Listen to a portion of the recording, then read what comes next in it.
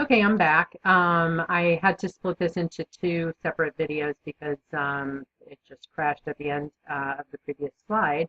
So that speaks to the importance of creating Slack resources that we were just talking about in the last set. Wasn't what I planned, but I'm figuring out a way to modify. So the next issue that the chapter addresses is decision making. And when we talk about decision making, there are a variety of different models. One of the more commonly um, referred to ones is what's called the rational decision making model. And it comprises 6 steps. So going back to my car accident, I know I can't let it go. The first issue, suppose I couldn't get the car repaired, I think I can. I would be faced with the decision of purchasing a new car. So defining the problem, okay, A, I got into an accident and I need a new car. So let's shop around for new cars. So 2, identifying the decision criteria, what do I want to look for in purchasing a car? It needs to be something big enough to tote around 2 kids, one of whom plays a cello. It needs to have decent gas mileage. It needs to um, be a reasonable price, and I would have to define whatever reasonable meant. Let's say, no more than $35,000, and so forth. Then I come up with point 3, a weighting scheme for it. So it could be that a car that's a little bit smaller but costs a little bit less might be more important than a car that's a little bit more expensive that maybe doesn't get as good gas mileage. So I weight the criteria and determine, is price most important? Is um, fuel economy most important? Is whatever the third criterion was most important? And I assign some weights to those. From there, I go through and I look at all possible courses of action. So every car that's on the market now, I sort of weight according to those criteria, and then I evaluate them. Well, this model has this benefit, but this disadvantage, and so on and so forth, and I evaluate them all, and then finally I come up with the optimal decision. I want to underscore here this notion of optimal. When the decision-making model was originally created, it was really created for things that are very simple decisions where you can optimize something. The reality is most of us don't make optimal decisions where we're actually maximizing something or minimizing something. We usually have several criteria that we're evaluating, and it could be that doing better on one of those criteria necessarily means that you're doing more poorly on another criterion. And so in that regard, it's not really an optimal, truly optimal decision where you're actually maximizing something. Okay. Not gonna go there. So identifying the decision criteria are basically what the standards are that we're going to use to guide decisions. Weighting them has to do with absolute comparisons. So on an absolute basis, I might say, well, gee, a Toyota Sienna when it's fully loaded is pretty expensive. But then a relative comparison would be, well, relative to a Bentley, though, it's, really not so bad. So we sort of look at weighting in both absolute and relative terms. This is an example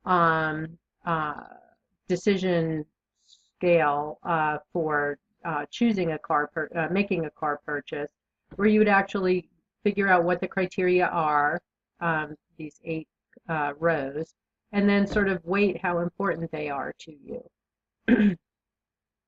And based on that, you would come up with some sort of weighted average. And this is kind of where the weighted average thing comes in. This is for choosing a home. They changed decisions here. So for choosing a home, you sort of figure out how important each of these criteria are, and then you come up with, and then you rate each option on each criterion, and you come up with a score for each option.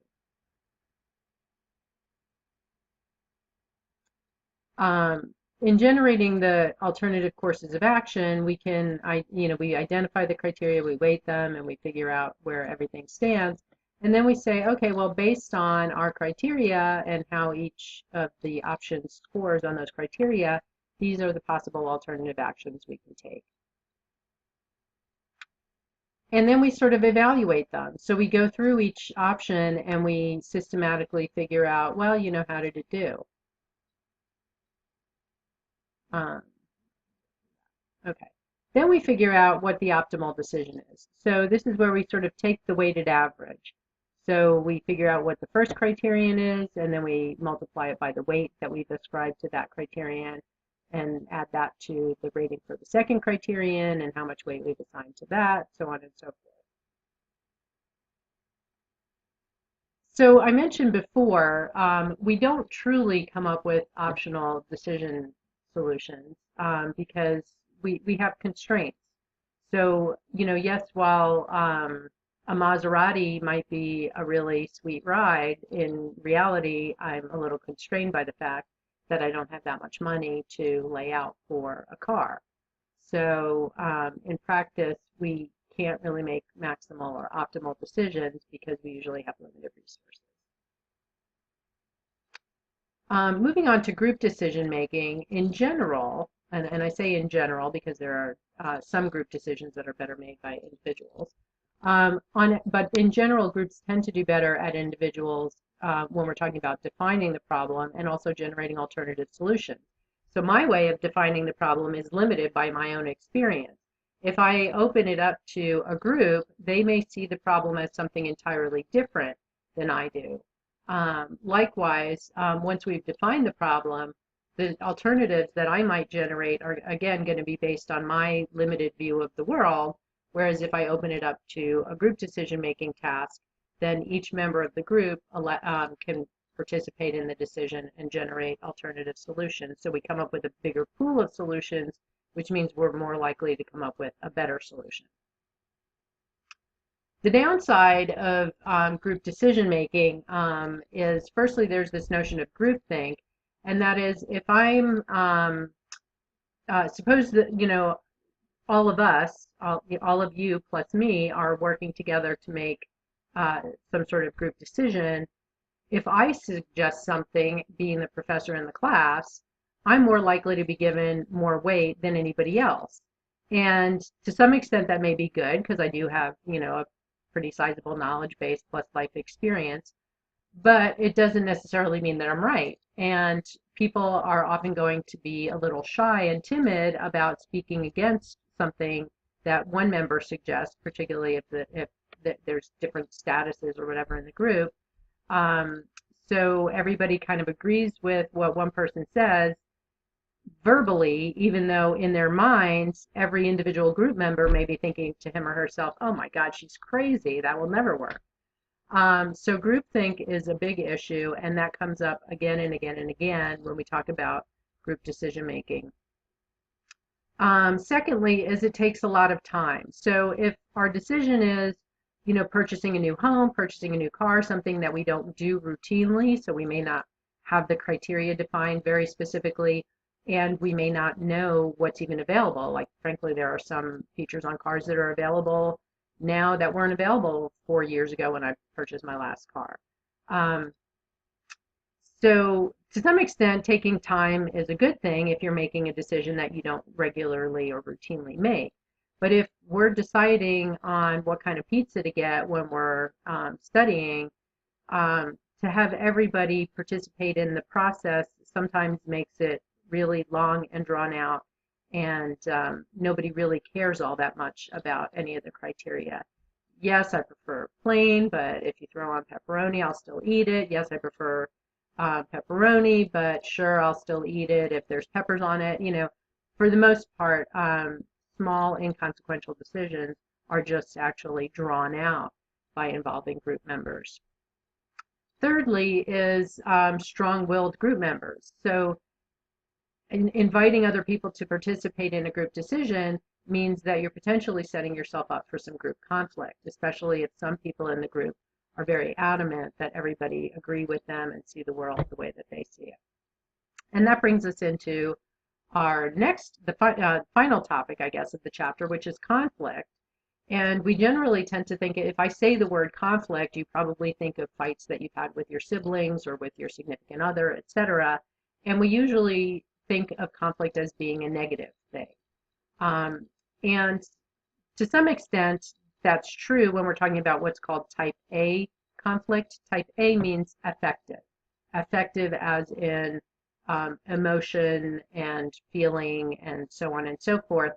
So sometimes when we have disagreements with people or conflicts with people, it starts off based on what's called a type C conflict or a cognitive conflict. I disagree with you about the way you did something, or I disagree with your opinion on something, which I have every right to do and you have every right to do with me. And there's nothing inherently wrong with that. Differences of opinion are actually can be quite constructive. But sometimes it ends up becoming what's called a type A conflict, where I end up saying, oh, well, you're so stupid for thinking that. I can't believe you would even think that. And it becomes an emotional conflict rather than a type C or cognitive conflict. Cognitive conflicts are actually quite desirable in organizations because it means that I come into a group process with one mindset, thinking, okay, this is how I'm going to approach the problem. And someone else says, well, Karen, wouldn't it be better? Or another way of looking at that is to do A, B, and C. And I say, oh, you know what? I never really thought about that. Maybe A, B, and C is better, or maybe I can use A, B, and C in conjunction with or in addition to the way I was going to plan on solving the problem. So we end up getting a better solution to a problem, oftentimes with type C conflict or cognitive conflict. Affective conflict is never constructive. It's really, it emerges into hostility, resentment, and a lot of eye rolling. Okay. So given that type C conflict or the cognitive conflict is actually constructive, it's something you want to create. So there are a variety, the book talks about some ways of creating or fostering type C conflict, including what's called devil's advocacy. So if you're making a group decision, one person is actually sometimes assigned a role of being devil's advocate.